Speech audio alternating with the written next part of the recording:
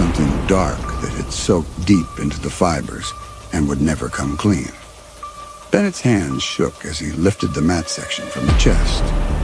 Beneath it were papers, letters it looked like in his father's careful handwriting, and photographs, black and white shots that appeared to have been taken in this very house, though the rooms looked different somehow, younger. The photos were dated on the back in faded pencil, 1985, the year Bennett was born. One photograph made him drop the mat entirely. It showed the living room downstairs, but arranged differently than he remembered. There was a man in the picture, someone Bennett didn't recognize. Tall, dark-haired, with an easy smile and his arm around a woman who might have been Bennett's mother, though she looked different too. Happier, perhaps, more relaxed. On the back, someone had written, "Donna and Cliff, New Year's Day." Cliff, not Harold. Bennett's father's name was Harold. His hands were shaking badly now as he rifled through the other photographs. More pictures of this unknown man, sometimes alone, sometimes with Bennett's mother. In several, there was a child. A toddler with dark hair who might have been Bennett himself, though he couldn't be sure. The child in the photographs looked different from the Bennett he remembered being. This child had bright, alert eyes that seemed to be listening to something just outside the frame. This child could hear. The letters were harder to decipher in the dim light, but Bennett could make out enough. They appeared to be written in his father's hand, but addressed to someone named Ruth. References to what happened in keeping the boys safe and the truth about that night. One phrase, underlined twice, made Bennett's blood freeze. He doesn't remember, and that's for the best. The trauma was too much. Dr. Peterson says the hearing loss might be psychosomatic, but it's protecting him. Bennett sat back on his heels, the letters scattered around him. Psychosomatic hearing loss. Trauma, protection from truth. A memory surfaced, unbidden and unwelcome. Not a visual memory, but something deeper. A sensation of sound, the last sound he could remember hearing clearly. It had been nighttime, and he'd been in his room, and there had been voices downstairs, angry voices raised in argument. Then a sound like furniture being overturned. Then silence so complete it felt like drowning. He'd been 3 years old when he lost his hearing. 3 years old when his mother died in what Harold had always described as a car accident. Bennett had no memories of the accident itself, no memories of his mother's funeral, no memories of anything from before he woke up in the hospital with tubes in his throat, and doctors who spoke words he could no longer hear. Now, holding his father's letters, Bennett began to understand why. The floorboards in the hallway creaked as he made his way back downstairs, the same pattern of sounds he couldn't hear but somehow felt. Catherine was in the kitchen, going through cupboards with the methodical efficiency of someone trying to keep busy. She looked up as he entered, her face questioning. "Catherine," Bennett said, his voice carefully controlled, "I need you to tell me about Cliff." Her hand stilled on the dishes she'd been packing. "What did you say?" "Cliff. There are pictures of him in the cedar chest. With my mother." "Who was it?" Catherine set down the plate she'd been holding, her face gone very pale. "Bennett, I don't think..." "Who was he?" Bennett repeated. And this time he didn't bother to keep his voice steady. She was quiet for a long moment, her lips moving in what might have been prayer or simply the kind of silent conversation people had with themselves before making difficult decisions. When she finally spoke, Bennett could read the words easily on her lips.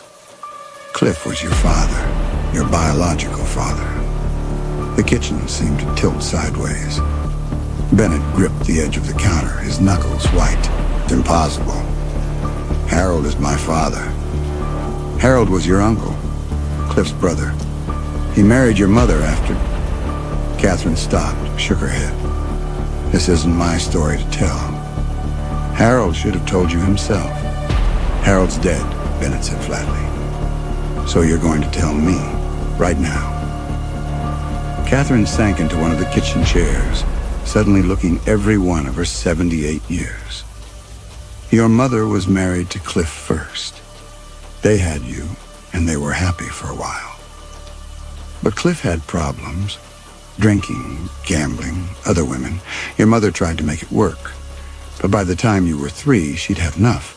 She was going to leave him, take you, and start over somewhere else. Bennett felt pieces of a puzzle beginning to form a picture he didn't want to see. What happened? There was an argument. A bad one. Your mother had packed her things, was planning to drive to her sister's house in Oregon. Cliff came home drunk and found the suitcases. Catherine's voice was barely a whisper now. Harold was there too. He'd come to help your mother move. Things got out of hand. Out of hand? How? Catherine closed her eyes. Cliff attacked your mother. Harold tried to stop him, but Cliff was bigger, stronger. There was a fight in the living room. You were hiding upstairs, but you saw it happen. Saw your father kill your mother. The words hit Bennett like physical blows. Harold killed my mother? No. Catherine's eyes snapped open. Cliff killed your mother. Harold killed Cliff. In self-defense to protect you and her, but he was too late to save Donna. Bennett stared at her, his world tilting and reshaping itself around this new information. The car accident? There was no car accident. Harold made that up to protect you. You were so traumatized by what you'd seen that you stopped talking, stopped responding to sounds. The doctors said it was a complete psychological break. Harold thought it would be kinder if you never remembered what really happened. So he lied to me. For 32 years, he lied to me. He loved you, Catherine said fiercely. He gave up everything to raise you. Changed his whole life, learned to communicate with you. Never married because he was so focused on being the father you needed. He wasn't lying, Bennett. He was protecting you from something no child should have to carry. Bennett turned away from her, his mind reeling. Everything he'd believed about his life, about his family, about himself was built on deception. The hearing loss that had shaped his entire identity, his career, his relationships, all of it stemming from a single night of violence that had been hidden from him with carefully constructed lies. But even as the rational part of his mind processed Catherine's revelations, another part was remembering the photographs he'd found. The mat hidden in his mother's cedar chest. The way certain rooms in this house had always made him feel uneasy without knowing why. Where did it happen, he asked. Catherine frowned. What do you mean? Where in the house did they die? Cliff and my mother. Where exactly did it happen? Bennett, I don't think you should... Where? Catherine's shoulders sagged. The study. What used to be the study, anyway? Harold converted it to a study afterward, but before that it was just a small bedroom. Your mother's sewing room. Bennett felt that cold sensation in his stomach again, colder now and spreading through his chest. What was on the floor? I don't understand. The floor. What kind of flooring was in that room? Catherine stared at him as though he'd lost his mind.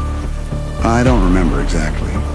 Some kind of mats, I think. Your mother had put down these woven grass mats because the hardwood was damaged in that room. Water damage from an old roof leak. Bennett turned without another word and walked to the stairs. Behind him, he could see Catherine calling after him. Her mouth forming words he was grateful not to hear. He climbed to the second floor with mechanical precision, his feet finding each step without conscious thought. The study door was closed, as it always was. Harold had been a private man who believed in keeping his business to himself. Bennett had respected that boundary throughout his childhood and beyond, never entering this room without invitation, never questioning why it was the one space in the house that felt somehow forbidden. Now he turned the handle and stepped inside.